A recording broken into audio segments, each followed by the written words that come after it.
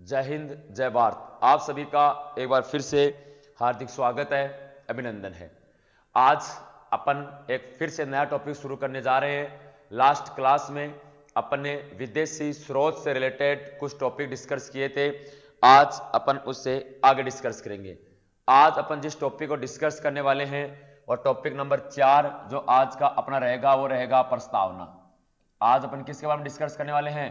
तो आज अपन प्रस्तावना का जो टॉपिक है उसके बारे में डिस्कस करने वाले हैं कि प्रस्तावना क्या होती है, भारतीय संविधान की प्रस्तावना में क्या अहम रोल है प्रस्तावना का, वगैरह वगैरह पूरी बातें करेंगे। आइए शुरुआत करते हैं। देखिए मेरे लाडलो, प्रस्तावना का ही दूसरा नाम है उद्देशिका। प्रस्तावना का ही दूसरा नाम क्या है? तो प्रस्तावना का ही दूसरा अपन उद्देशिका के नाम से भी जाना जाता है। ठीक है, आइए शुरू करते हैं। देखिए, प्रस्तावना का अर्थ होता है परिचय। प्रस्तावना का अर्थ होता है परिचय। भाई प्रस्तावना का अर्थ क्या होता है? प्रस्तावना का अर्थ होता है परिचय होता है। ठीक है, अब विस्तार पूर्वक बात करते हैं प्रस्तावना क्या होती है। देखिए मेरे लाडलो, आप सभी ने 12वीं क्लास तक निबंध लिखे हैं और अपने निबंध की जो शुरुआत करते थे आप वो कहां से करते थे? आप अपने निबंध की शुरुआत जो करते थे वो प्रस्तावना से करते थे। प्रस्तावना का अर्थ होता है परिचय। कहने का मतलब है कि दुनिया के जितने भी देशों के संविधान हैं, दुनिया के जितने भी देशों के संविधान हैं, हर देश के संविधान की शुरुआत प्रस्तावना से होती है। हर देश के संविधान की शुरुआत कहां से होती है? प्रस्तावना से होती है। प्रत्येक देश के संविधान की शुरुआत। वैसे ही भारतीय संविधान की शुरुआत भी कहां से होती है? प्रस्तावना से होती है। देखना, दूसरी जानकारी मैं आपको दे दूं एक, कि भारतीय संविधान का निर्माण किसने किया। पहला कई बार प्रश्न आ जाता है कि भारतीय संविधान का निर्माण किसने किया। तो भारतीय संविधान का निर्माण है वो संविधान सभा के द्वारा किया गया। भारतीय संविधान का निर्माण किसके द्वारा किया गया? तो भारतीय संविधान का निर्माण संविधान सभा के द्वारा किया गया। संविधान सभा क्या होती है? व्यक्तियों का वह समूह है, व्यक्तियों का वह समूह है जिसने मिलकर भारतीय संविधान का निर्माण किया। उन व्यक्तियों के समूह को संविधान सभा के नाम से जाना जाता है। मतलब कि जिन व्यक्तियों ने मिलकर भारतीय संविधान का निर्माण किया उन व्यक्तियों के समूह को संविधान सभा के नाम से जाना जाता है। ठीक है, आगे देखिए, प्रश्न आता है, तारीख थी 13 दिसंबर 1946। 13 दिसंबर 1946 को पंडित जवाहरलाल नेहरू ने 13 दिसंबर 1946 को पंडित जवाहरलाल नेहरू ने 13 दिसंबर 1946 को पंडित जवाहरलाल नेहरू ने संविधान सभा में, कहां पर है? संविधान सभा में संविधान सभा में प्रस्तावना का, संविधान सभा में प्रस्तावना का क्या रखा? प्रस्ताव रखा। अपने देश का संविधान बनाने में कितना समय लगा? 2 वर्ष 11 माह 18 दिन का समय लगा, तब जाकर अपने भारतीय संविधान पूरा हुआ था। यह आप सबको पता है। अब अपने देश के संविधान कब से बनना शुरू हुआ था? भारतीय संविधान 9 दिसंबर 1946 से बनना शुरू हुआ। कब से बनना शुरू हुआ? 9 दिसंबर 1946 से भारतीय संविधान बनना शुरू हुआ। और शुरू होने के 4 दिन बाद, 4 दिन बाद संविधान सभा की बैठक चल रही थी। संविधान सभा, दोबारा सुनिए, संविधान सभा किसे कहते हैं? व्यक्तियों का वह समूह है जिसने मिलकर भारतीय संविधान का निर्माण किया। उन व्यक्तियों के समूह को संविधान सभा कहते हैं। अब क्या हुआ? संविधान सभा की मीटिंग चल रही थी, उसके अंदर पंडित जवाहरलाल नेहरू ने, वो मीटिंग कितनी तारीख को थी? 13 दिसंबर 1946 को। तो 13 दिसंबर 1946 को संविधान सभा की मीटिंग चल रही थी। उस मीटिंग के अंदर पंडित जवाहरलाल नेहरू ने, उस मीटिंग के अंदर पंडित जवाहरलाल नेहरू ने संविधान सभा का क्या रखा? संविधान सभा के अंदर प्रस्तावना का क्या रखा? प्रस्ताव। मतलब ऐसे सारे सदस्य बैठे हुए थे, उसमें नेहरू जी ने कहा कि भाई जिस प्रकार दुनिया के बाकी देशों के संविधान की शुरुआत प्रस्तावना से होती है, क्यों न उसी प्रकार से भारतीय संविधान की शुरुआत भी प्रस्तावना से की जाए।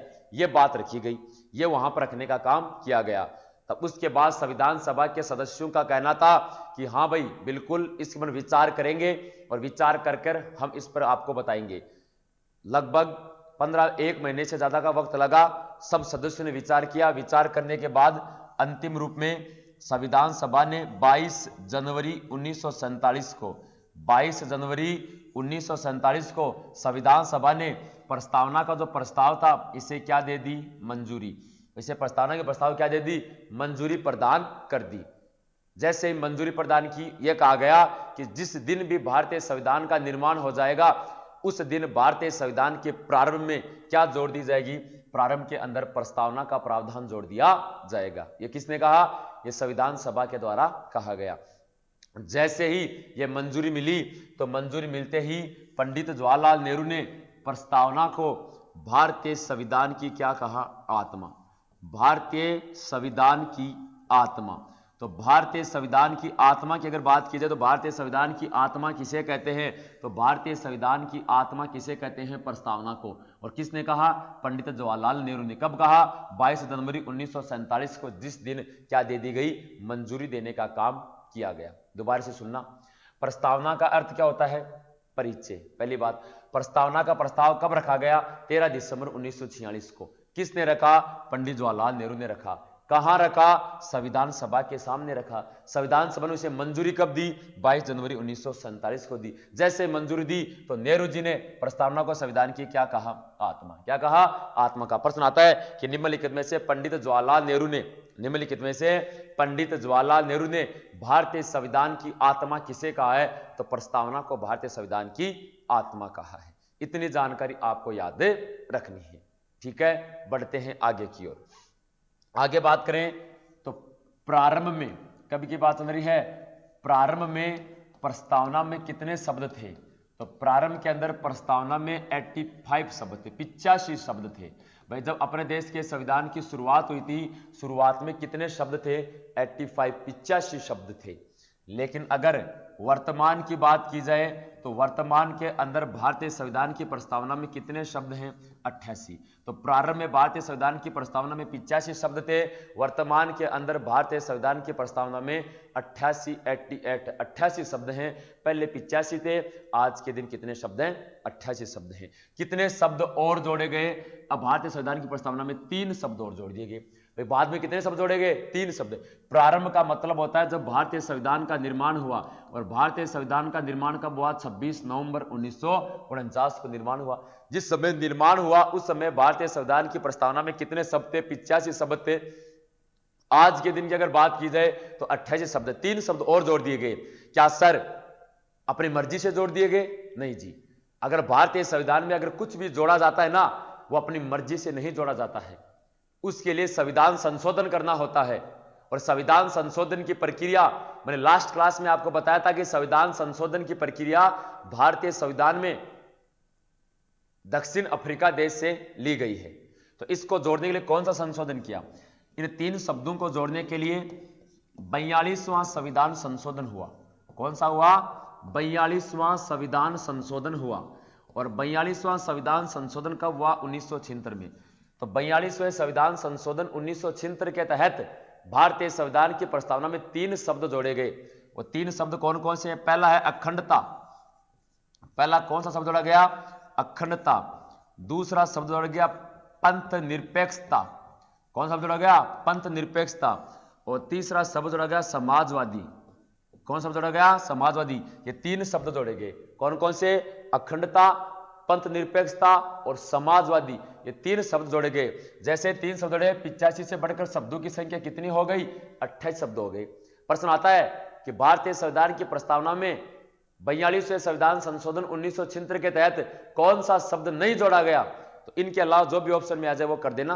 वो नहीं जोड़ा गया और जो आए वो जोड़ा गया है। यह जानकारी आपको याद रखनी है। जब यह संशोधन हुआ उस समय देश की प्रधानमंत्री कौन थी, श्रीमती इंदिरा गांधी। उस समय देश की प्राइम मिनिस्टर कौन थी, उस समय देश की प्राइम मिनिस्टर थी श्रीमती इंदिरा गांधी। उस समय भारत की क्या थी, प्रधानमंत्री के पद पर कार्यरत थी। यह जानकारी याद रखनी है।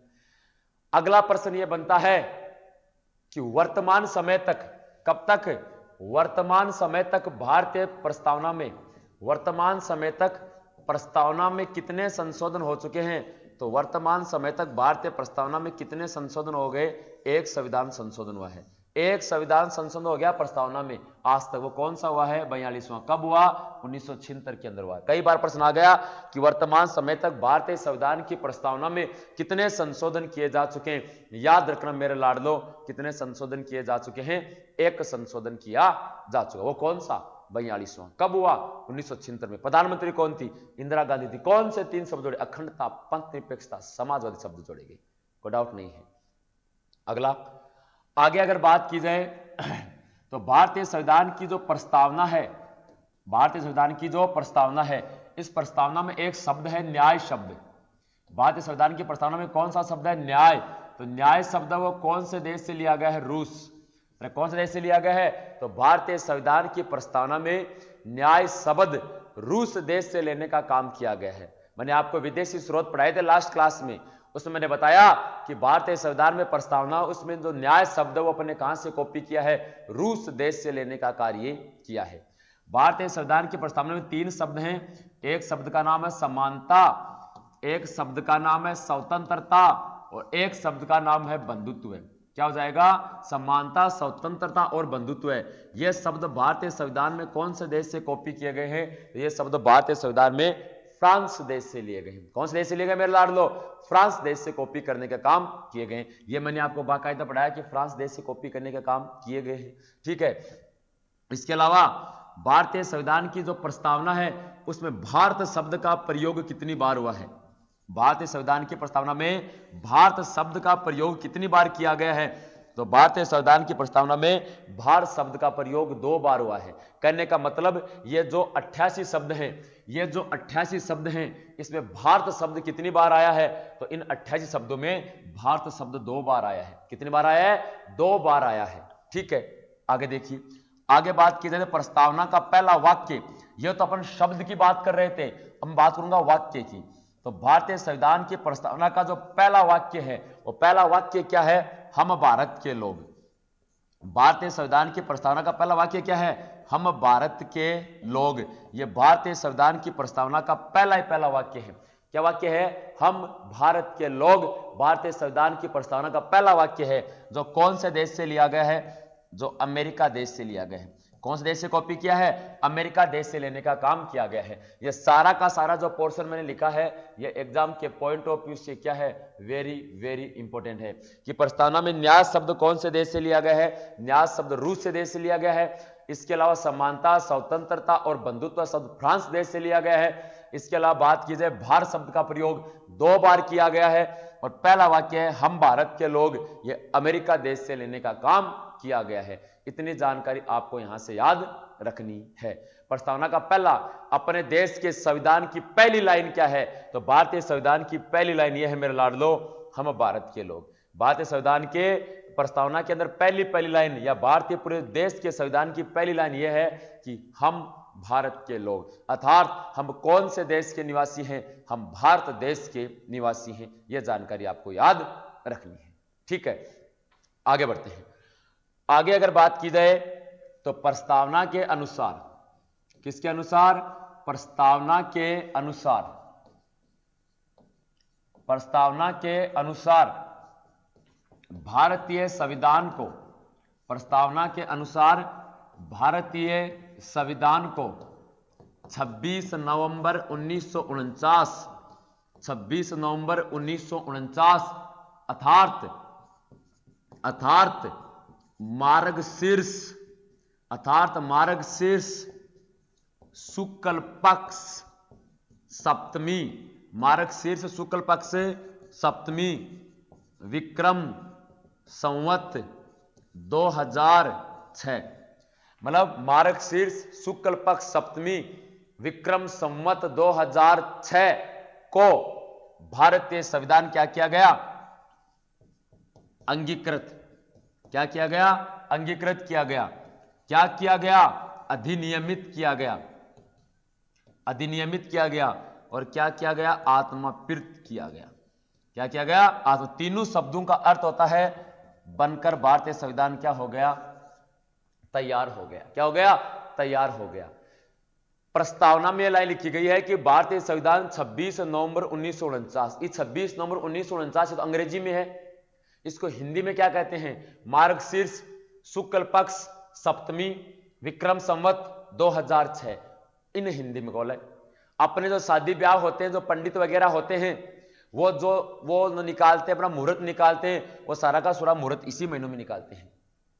तो चाहे 26 नवंबर 1949 बोल दो, चाहे आप मार्गशीर्ष शुक्ल पक्ष सप्तमी विक्रम संवत 2006 बोल दो, बात एक ही है।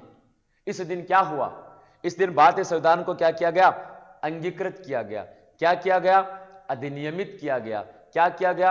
आत्माप्रीत किया गया। अर्थात भारतीय संविधान बनकर क्या हुआ? तैयार हुआ। पहले शब्द आता था कि भारतीय संविधान कब बनकर तैयार हुआ, सीधा कहते थे कि 26 नवंबर 1949 को बनकर तैयार हुआ। आज के दिन तैयार शब्द नहीं आता है, आज के दिन यह शब्द आता है कि भारतीय संविधान को कब अंगीकृत किया गया, भारतीय संविधान को कब अंगीकृत किया गया, या भारतीय संविधान को कब आत्माप्रीत किया गया, या भारतीय संविधान को कब अधिनियमित किया गया, ऐसा शब्द आता है। तो आपका राइट आंसर जाएगा 26 नवंबर 1949। क्या जाएगा मेरे लाडलो? 26 नवंबर 1949 सही आंसर जाना चाहिए। समझ में आ गई बात? ये दो बातें आपको याद रखनी है। तो इतनी जानकारी आपको याद रखनी है कि क्या किया गया? अंगीकृत किया गया, अधिनियमित किया गया, आत्माप्रीत किया गया।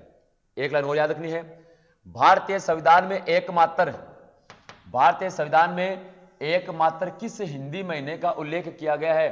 तो भारतीय संविधान में एकमात्र मार्गशीर्ष हिंदी महीने का उल्लेख किया गया है।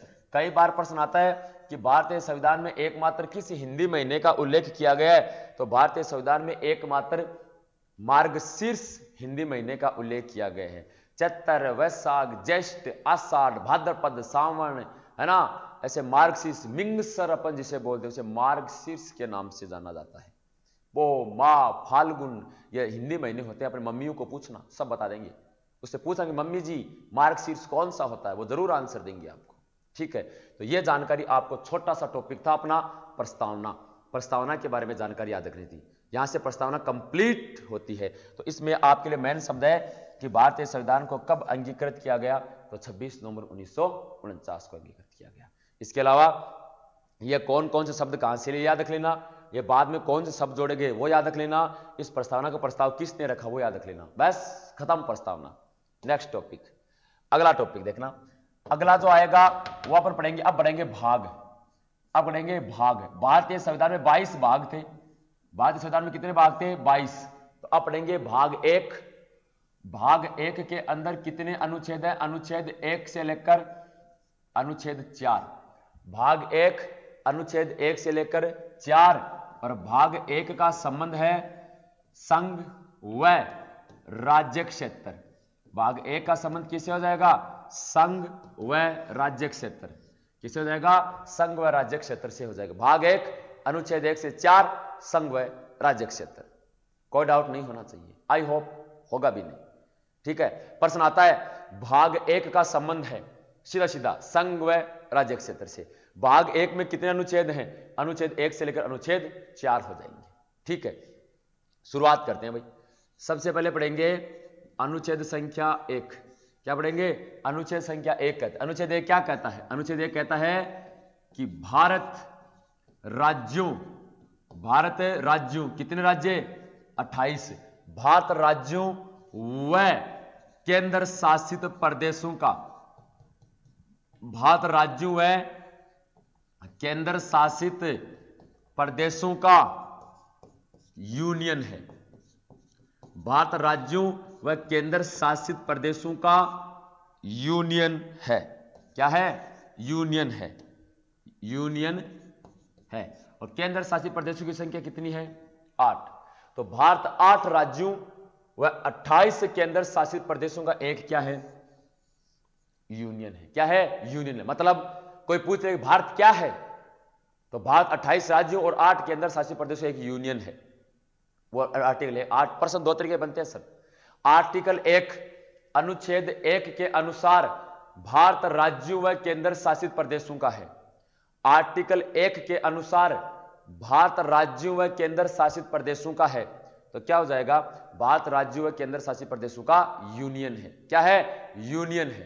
पहली बात, कौन से आर्टिकल के तहत भारत राज्यों व केंद्र शासित प्रदेशों का यूनियन है? तो आर्टिकल 1 के अनुसार। मैंने आपको पढ़ाया कि भारतीय संविधान में जो यूनियन शब्द है यह कौन से देश से कॉपी किया गया है? कनाडा। मैंने आपको बाकायदा जानकारी दी थी कि भारतीय संविधान के अंदर जो यूनियन शब्द है, यह यूनियन शब्द कनाडा देश से लिया गया है। कौन से देश से लिया गया मेरे लाडलो? कनाडा देश से लिया गया है। ठीक है, यहीं से आपको याद रखना है, इसी अनुच्छेद 1 के अनुसार, अनुच्छेद 1 के अनुसार भारतीय संविधान में, अनुच्छेद 1 के अनुसार भारतीय संविधान में भारत के 2 नामों को मान्यता दी गई है। कितने नामों को? 2 नामों को क्या दी गई है? मान्यता प्रदान की गई है। भारत को सामान्यतः अपन 3 नाम से जानते हैं। भारत को सामान्यतः 3 नामों से जाना जाता है। Number 1 Bharat, number 2 India, number 3 Hindustan. 3 नाम से जानते हैं, लेकिन अपने देश के संविधान में केवल 2 ही नामों को मान्यता दी गई है, जिसमें एक नाम आएगा भारत। अगर आप हिंदी में बोलना है तो आप भारत बोलो, अंग्रेजी में बोलना है तो आप इंडिया बोलो। तो भारतीय संविधान के अंदर 2 ही नामों को मान्यता दी गई है। नंबर 1 हो जाएगा भारत और नंबर 2 हो जाएगा इंडिया हो जाएगा। प्रश्न आता है, हिंदुस्तान शब्द को मान्यता क्यों नहीं दी गई? देखिए, एक शब्द है हिंदुस्तान, हिंदुस्तान शब्द को मान्यता क्यों नहीं दी गई है? क्योंकि हिंदुस्तान शब्द में पहला शब्द क्या रहे? हिंदुस्तान के अंदर पहला शब्द क्या रहे? हिंदू। हिंदू एक क्या है? धर्म है। भाई हिंदू एक क्या है? धर्म है। जबकि भारतीय संविधान की अभी अपने आपने पढ़ा प्रस्तावना, भारतीय संविधान की प्रस्तावना यह कहती है कि भारत एक धर्मनिरपेक्ष राष्ट्र है। भारत एक कैसा राष्ट्र है? भारत एक धर्मनिरपेक्ष राष्ट्र है। धर्मनिरपेक्ष राष्ट्र वह राष्ट्र होता है जिसका कोई धर्म नहीं होता, और अपना देश का संविधान यही कहता है कि भारत का कोई धर्म नहीं है। तभी तो भारतीय संविधान की पहली लाइन क्या है? हम भारत के लोग, हम भारत के लोग हैं, किसी धर्म के लोग नहीं हैं। इसीलिए हिंदुस्तान शब्द को मान्यता नहीं। अगर हिंदुस्तान शब्द को देते तो पर्टिकुलर ये हिंदुओं का देश होता, लेकिन आज अपने देश में विभिन्न धर्म के लोग निवास करते हैं, इसलिए भारत और इंडिया। कई बार प्रश्न आ गया है कि भारतीय संविधान में भारत के किन 2 नामों को मान्यता दी गई है? तो एक तो नाम मान्यता दी गई है भारत शब्द को, एक मान्यता दी गई है इंडिया शब्द को। लेकिन कौन से आर्टिकल के तहत दी गई है? आर्टिकल 1 के तहत मान्यता दी गई है। 2 लाइन आपको याद रखने मेरे लाडलो, बहुत शानदार तरीके से प्रश्न आपका हो जाएगा। ठीक है, आगे अगला बात करते हैं, अनुच्छेद 2, आर्टिकल 2 क्या कहता है? भारत में नए राज्यों, भारत में नए राज्यों व केंद्र शासित, भारत में नए राज्यों व केंद्र शासित प्रदेशों के गठन का अधिकार, भारत में नए राज्यों व केंद्र शासित प्रदेशों के गठन का अधिकार किसे दिया गया है? मतलब यह है सर कि जो अपना देश का संविधान है, वो संविधान में भारत में राज्य भी हैं और केंद्र शासित प्रदेश भी हैं, तो इनको बनाने का अधिकार किसको दिया गया है? तो याद रखना, इनको बनाने का अधिकार संसद को दिया गया है। किसको दिया गया है? संसद को है। मतलब अपने देश में नए राज्यों का निर्माण कौन करेगी? तो अपने देश में नए राज्यों का निर्माण आर्टिकल संख्या 2 के तहत किसके द्वारा किया जाएगा? तो नए राज्यों का निर्माण आर्टिकल संख्या 2 के तहत संसद के द्वारा किया जाएगा। आपकी एयरफोर्स नेवी के अंदर आर्टिकल कम पूछा जाता है, डायरेक्ट नाम पूछा जाता है। और डायरेक्ट नाम क्या है? कि भारत में नए राज्यों व केंद्र शासित प्रदेशों के गठन का अधिकार किसको दिया गया है? नंबर 1 राष्ट्रपति, नंबर 2 उपराष्ट्रपति, नंबर 3 प्रधानमंत्री, नंबर 4 संसद। तो आपका राइट आंसर क्या जाएगा? संसद जाएगा। जैसे फॉर एग्जाम्पल 2 जून 2014 को भारत के एक नए राज्य का गठन किया गया जिसका नाम था तेलंगाना। नए राज्य का नाम क्या था? तेलंगाना। ये बिल्कुल भारत का क्या है? नया राज्य है। तो ऐसे नए राज्य का गठन कौन करेगी? संसद के द्वारा किया जाएगा। इसके अलावा 31 अक्टूबर 2020 को भारत के 2 नए केंद्र शासित प्रदेश बने, एक तो जम्मू कश्मीर और एक लद्दाख, है ना। ये 2 क्या बने? नए केंद्र शासित प्रदेश। तो इन नए केंद्र शासित जो प्रदेश हैं, इनको बनाने का अधिकार भी किसको दिया गया है? संसद को दिया गया है। जैसे 26 जनवरी 2020 को भारत के 2 केंद्र शासित प्रदेश, एक तो दादर नगर हवेली दादर नगर हवेली, व एक का नाम था दमन दीव। एक का नाम क्या हो जाएगा? दमन दीव। इन दोनों को क्या कर दिया गया? विलय। विलय का मतलब होगा मिला दिया। यह अधिकार भी किसको दिया गया है? तो याद रखना मेरे लाडलो, यह अधिकार भी भारतीय संसद को ही दिया गया है। किसको दिया गया है? भारतीय संसद को देने का काम किया गया है, याद रखना है। तो ऐसे नए राज्यों का गठन या नए केंद्र शासित प्रदेशों का गठन का अधिकार संसद को दिया गया है। कौन से आर्टिकल के तहत? अनुच्छेद संख्या 2 के तहत दिया गया है। अगला अनुच्छेद संख्या 3। अनुच्छेद संख्या 3, भारत में राज्यों, भारत के, अगला देखना, भारत के राज्यों व केंद्र शासित, भारत के राज्यों व केंद्र शासित प्रदेशों के नाम में परिवर्तन करने का अधिकार, नाम में परिवर्तन करने का अधिकार किसको दिया गया है? मतलब नाम चेंज कौन करेगा? किसी भी राज्य का नाम कैसे चेंज करना है? जैसे फॉर एग्जांपल पहले था आसाम, आज हो गया असोम। पहले था उड़ीसा, आज हो गया ओडिशा। ठीक है। पहले था उत्तरांचल, आज हो गया उत्तराखंड। अरे क्या हो गया? उत्तराखंड। ये तो हो गए राज्य। ठीक है। पहले नाम था पांडिचेरी, अब नाम हो गया पुदुचेरी। क्या हो गया? पुदुचेरी। ये हो गया केंद्र शासित प्रदेश। ये क्या हो गया? केंद्र शासित प्रदेश।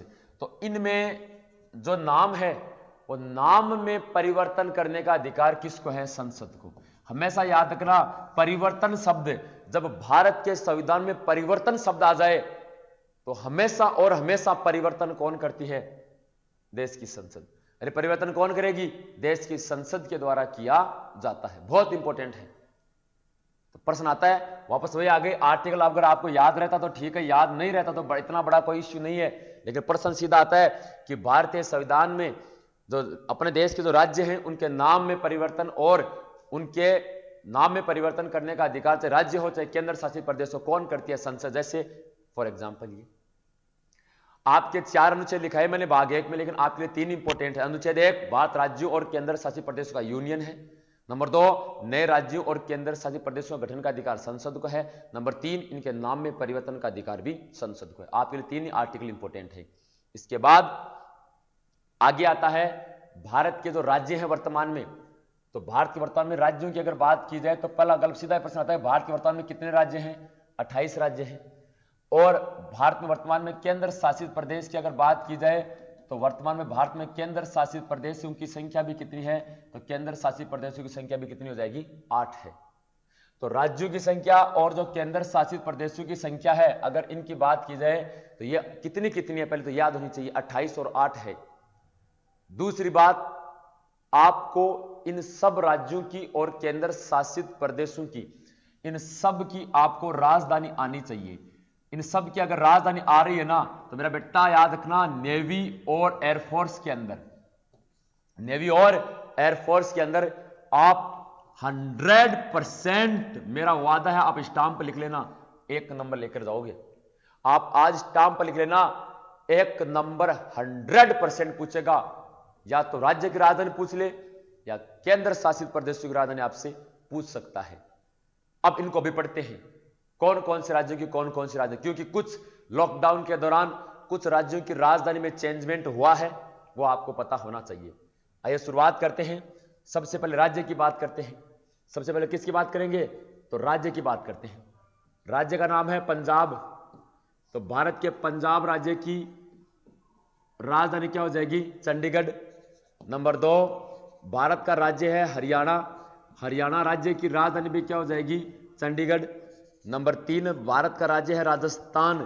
तो राजस्थान की राजधानी क्या हो जाएगी? जयपुर। राजस्थान की राजधानी क्या हो जाएगी? जयपुर। नंबर भारत का 4 पर राज्य आता है गुजरात। याद रखना मेरे लाडलो, गुजरात राज्य की राजधानी हो जाएगी गांधीनगर। गुजरात राज्य की राजधानी गांधीनगर। नंबर 5 पर भारत का जो राज्य आता है गुजरात के बाद महाराष्ट्र, कौन सा आएगा? महाराष्ट्र। महाराष्ट्र राज्य की राजधानी क्या हो जाएगी? मुंबई। महाराष्ट्र की राजधानी क्या हो जाएगी? मुंबई। नंबर 6 पर भारत का राज्य आता है गोवा।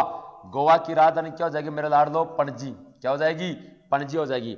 नंबर 7 पर भारत का राज्य आता है केरल। केरल की राजधानी क्या हो जाएगी? तिरुवनंतपुरम। क्या हो जाएगी? तिरुवनंतपुरम। तो तिरुवनंतपुरम राजधानी हो जाएगी। ठीक है, ठीक है ना, यह आपको याद रखना है। इसके अलावा नंबर 8 पर अगर बात की जाए कर्नाटक, तो कर्नाटक राज्य है तो कर्नाटक की राजधानी क्या हो जाएगी? बेंगलोर। कर्नाटक की राजधानी क्या हो जाएगी? तो कर्नाटक की राजधानी क्या हो जाएगी मेरे लाडलो? बेंगलोर हो जाएगी। देखो, पंजाब की तो क्या है? चंडीगढ़ है। हरियाणा की चंडीगढ़ है। राजस्थान की जयपुर है। गुजरात की गांधीनगर है। महाराष्ट्र की मुंबई है। गोवा की पणजी है। केरल की तिरुवनंतपुरम है। कर्नाटक की अगर बात की जाए तो क्या हो जाएगी? बेंगलोर है। नंबर 2 तमिलनाडु, किसकी बात करेंगे? तमिलनाडु। तमिलनाडु राज्य की राजधानी क्या हो जाएगी? तमिलनाडु राज्य की राजधानी हो जाएगी चेन्नई। नंबर 10 आंध्र प्रदेश। बस ये चेंज हुआ sir, very very important. Andhra Pradesh की अगर बात की जाए तो आंध्र प्रदेश भारत का एकमात्र ऐसा राज्य है जिसकी वर्तमान में 3 राजधानियां हैं। कौन कौन सी? एक तो अमरावती, एक तो क्या हो जाएगी? अमरावती। एक हो जाएगी विशाखापट्टनम। क्या हो जाएगी? विशाखापट्टनम। और एक हो जाएगी कुर्नूल। क्या हो जाएगी? कुर्नूल। तो 3 राजधानियां वर्तमान के अंदर भारत के कौन से राज्य की हैं? आंध्र प्रदेश राज्य की हैं। ऐसा करने वाला यह भारत का एकमात्र राज्य है। तो भारत का एकमात्र ऐसा कौन सा राज्य जिसकी 3 राजधानी है? राज्य का नाम हो जाएगा आंध्र प्रदेश। ठीक है, अगला कितनी हो गई जी? 10, 11वीं। अगला देखो, नंबर 11 पर राज्य का नाम आएगा ओडिशा, तेलंगाना। राज्य का नाम क्या आएगा? तेलंगाना। तो तेलंगाना राज्य की राजधानी क्या हो जाएगी? हैदराबाद। क्या हो जाएगी? हैदराबाद हो जाएगी। नंबर 12 ओडिशा। तो ओडिशा राज्य की राजधानी क्या हो जाएगी? भुवनेश्वर। ओडिशा राज्य की राजधानी क्या हो जाएगी? भुवनेश्वर। नंबर 13 पश्चिम बंगाल। तो पश्चिम बंगाल राज्य की राजधानी क्या हो जाएगी? कोलकाता। क्या हो जाएगी? कोलकाता हो जाएगी मेरे लाडलो। नंबर 14 की अगर बात की जाए ना, अगला आएगा मध्य प्रदेश। मध्य प्रदेश राज्य की राजधानी क्या हो जाएगी? भोपाल। नंबर 15 छत्तीसगढ़। छत्तीसगढ़ राज्य की राजधानी क्या हो जाएगी? रायपुर। क्या हो जाएगी? रायपुर। नंबर 16 झारखंड। और झारखंड राज्य की राजधानी क्या हो जाएगी? रांची। क्या हो जाएगी? रांची। नंबर 17 झारखंड, छत्तीसगढ़, मध्य प्रदेश। इसके अलावा अगला आएगा हिमाचल प्रदेश। हिमाचल प्रदेश की राजधानी क्या हो जाएगी? तो हिमाचल प्रदेश की राजधानी हो जाएगी शिमला। क्या हो जाएगी? शिमला। इसके बाद अगला आएगा उत्तराखंड। और भारत के उत्तराखंड राज्य की राजधानी देखो, अब इसकी एक चेंज हुई है। उत्तराखंड राज्य की राजधानी भी चेंज हो गई। उत्तराखंड राज्य की राजधानी है, एक तो है देहरादून, देहरादून, और एक हो जाएगी गैरसैंण। एक क्या हो जाएगी? गैरसैंण। गैरसैंण तो है ग्रीष्म, है ना, ग्रीष्म राजधानी। ये है शीत ऋतु। भाई सर्दियों के अंदर तो होगी देहरादून, और ग्रीष्म ऋतु में कौन सी हो जाएगी? गैरसैंण हो जाएगी। कौन सी राज्य की? उत्तराखंड। तो उत्तराखंड भारत का एकमात्र ऐसा राज्य है जिसकी 2 राजधानी है। कौन कौन सी? देहरादून और क्या हो जाएगी? गैरसैंण हो जाएगी। अगला नंबर 19 उत्तर प्रदेश। उत्तर प्रदेश की राजधानी लखनऊ। नंबर 20 बिहार। बिहार की राजधानी पटना। बिहार की राजधानी पटना। नंबर 21 त्रिपुरा। त्रिपुरा की राजधानी अगरतला। त्रिपुरा की राजधानी अगरतला। नंबर 22 की अगर बात की जाए तो मिजोरम। मिजोरम की राजधानी आइजोल। मिजोरम की राजधानी आइजोल। अगला आएगा मणिपुर। मणिपुर की अगर बात की जाए, मणिपुर की राजधानी इंफाल। इंफाल। नंबर 24 नागालैंड। नागालैंड की राजधानी कोहिमा। नागालैंड की राजधानी कोहिमा। नंबर 25 अरुणाचल प्रदेश, अरुणाचल प्रदेश की राजधानी ईटानगर, ईटानगर। नंबर 26 मेघालय, मेघालय की राजधानी शिलोंग। क्या हो जाएगी मेरे लाडलो? मेघालय की राजधानी क्या है? शिलोंग है। नंबर 27 सिक्किम, सिक्किम की राजधानी गंगटोक, सिक्किम की राजधानी गंगटोक। और नंबर 28 पर आएगा असम या असोम, और असोम की राजधानी आएगी दिसपुर। असोम की राजधानी क्या है? दिसपुर। असोम की राजधानी क्या हो जाएगी? दिसपुर। मैं कहता हूं ये सारे याद कर लेंगे आप 28 नंबर से, आप नंबर 21 से लेकर ये अगर आप इतनी याद करके जाते हैं, इन्हीं में से ही आएगी। ये और लीजिए, अरे 28 राज्य कोई ज्यादा नहीं होते। 28 राज्य के अगर आप नाम याद रख लेते ना मेरे लाडलो, तो एक नंबर टकाटक आ गया। एक नंबर आ गया भाई साहब, एक नंबर बहुत बड़ा होता है। एक नंबर ऐसे नहीं आता, एक नंबर आराम से खुले खुले दौड़ते दौड़ते एक नंबर आ जाएगा। 28 राज्य की राजधानी तो याद करनी है आपको। दिन की अगर एक भी याद करोगे, आज से अगर दिन की एक भी याद करोगे तो एग्जाम तक आराम से याद कर लोगे। ये राज्य मैन है त्रिपुरा की अगरतला, ये भारत के पूर्वी राज्य है। कौन से राज्य हैं? पूर्वी, जहां से एग्जाम में प्रश्न ज्यादा गलत होता है, यहीं से आते हैं। त्रिपुरा की अगरतला, मिजोरम की आइजोल, मणिपुर की इंफाल, नागालैंड की कोहिमा, अरुणाचल प्रदेश की ईटानगर, मेघालय की शिलोंग, सिक्किम की गंगटोक और असम के दिसपुर। और एक नया उत्तराखंड की नई राजधानी क्या बनाई गई है? गैरसैंण। क्या बनी है? गैरसैंण इसकी क्या हो जाएगी? राजधानी हो जाएगी। ठीक, अब देखिए, अब मैं बात करता हूं केंद्र शासित प्रदेशों की। अब किसकी बात करेंगे? अब बात करेंगे केंद्र शासित प्रदेशों की। केंद्र शासित प्रदेश में एक नंबर दिल्ली, पहला केंद्र शासित प्रदेश है दिल्ली। दिल्ली की राजधानी नई दिल्ली, सबको आती है, ठीक है। नंबर 2 चंडीगढ़, चंडीगढ़ की राजधानी चंडीगढ़, सबको आ रही है, कोई डाउट नहीं है। नंबर 3 पुद्दुचेरी, पुद्दुचेरी, पुद्दुचेरी क्या है? पुद्दुचेरी, सबको आ रही है, कोई प्रॉब्लम नहीं है। नंबर 4 जम्मू कश्मीर, जम्मू कश्मीर की श्रीनगर व जम्मू दो हैं, एक तो श्रीनगर हो जाएगी और एक हो जाएगी जम्मू, दो दो राजधानियां हैं। नंबर 5 लद्दाख, तो लद्दाख केंद्र शासित प्रदेश की राजधानी क्या हो जाएगी? लेह। लद्दाख केंद्र शासित प्रदेश की राजधानी क्या हो जाएगी? लेह है।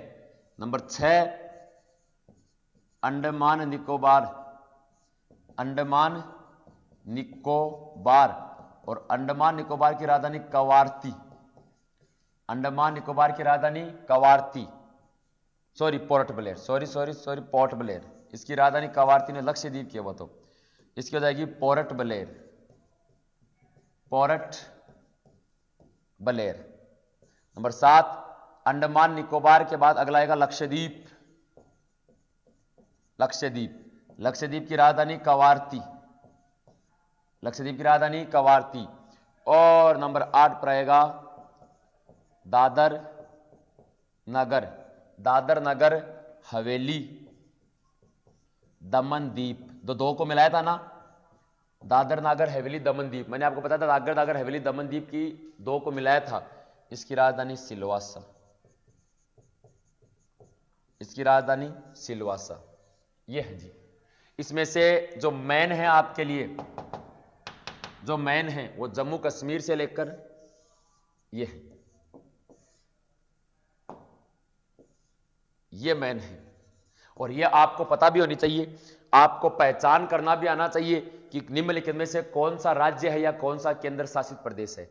ये याद रख लेना, जम्मू कश्मीर की श्रीनगर और जम्मू, लद्दाख की क्या हो जाएगी? लेह है, अंडमान निकोबार की पोर्ट ब्लेयर हो जाएगी, लक्षद्वीप की कवारती हो जाएगी, दादर नागर हवेली दमन दीप की सिलवासा।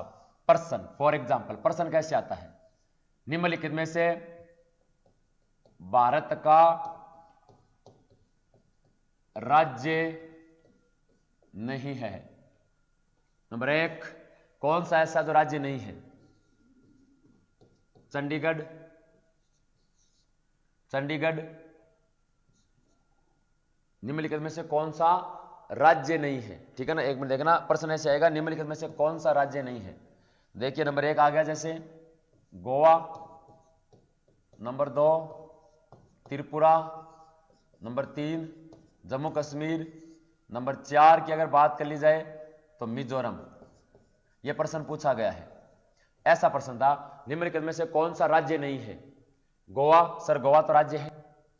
त्रिपुरा, त्रिपुरा भी राज्य है। जम्मू कश्मीर राज्य नहीं है। जम्मू कश्मीर भारत का एक क्या है? केंद्र शासित प्रदेश है। क्या है? भारत का एक केंद्र शासित प्रदेश है। अब यहां पर प्रश्न आ जाए कि निम्नलिखित में से राज्य है, राज्य नहीं है। अब यहां से मान लो, यहां पर ऐसा लिख दे कि निम्नलिखित में से कौन सा केंद्र शासित प्रदेश है?